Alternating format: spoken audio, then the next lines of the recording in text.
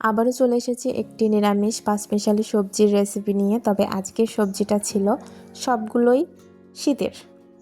মূলো, পালং শাক এবং ওলকপি, আর সাথে ছিল নিজের হাতে দেওয়া চাল কুমড়োর বড়ি।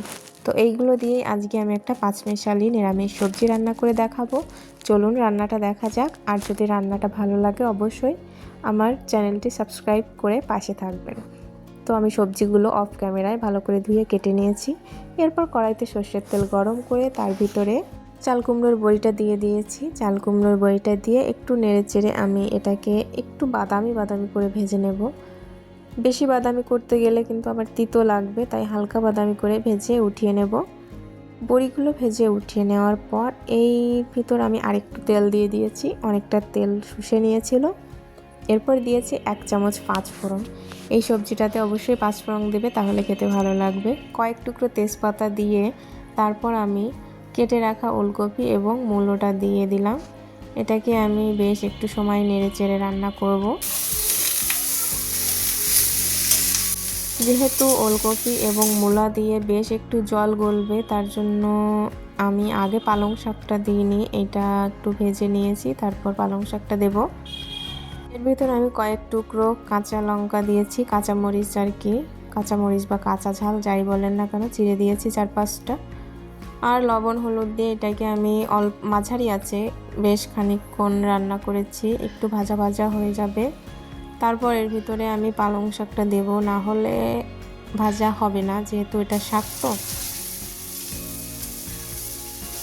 এ পর্যায়ে জলটা শুকিয়ে গিয়েছে এবং তরকারিটা একটু ভাজা ভাজাও হয়ে গিয়েছে।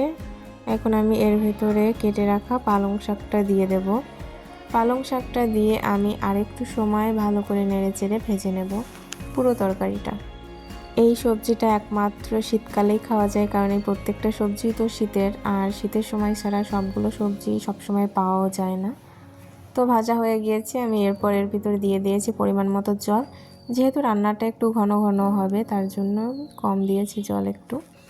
জলটা দিয়ে নেড়েচেড়ে আমি ঢাকনা দিয়ে কিছুক্ষণ রান্না করেছি, যত সময় না ঝোলটা ফোটে।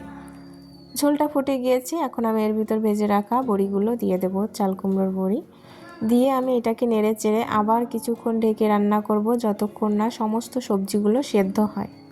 এই রান্নাটা করতে খুব একটা সময় লাগে না, কারণ এই সবগুলো সবজি দ্রুত সেদ্ধ হয়ে যায়। ঢাকনা দিয়ে কিছুক্ষণ রান্না করার পর আমার সমস্ত সবজি সেদ্ধ হয়ে গিয়েছে। এখন খুন্তি দিয়ে একটু ঘুটে এটাকে ঘন করে নিয়েছি। এ পর্যায়ে আমি তরকারিটা নামিয়ে নেব। এই সবজিটা গরম গরম খেতে বেশি ভালো লাগে, তাই অবশ্যই গরম গরম খাবেন, ঠান্ডা হয়ে গেলে অতটাও ভালো লাগে না। তো রান্নাটা কেমন লাগলো অবশ্যই জানাবেন এবং চ্যানেলটি সাবস্ক্রাইব করে পাশে থাকবেন। ধন্যবাদ সবাইকে।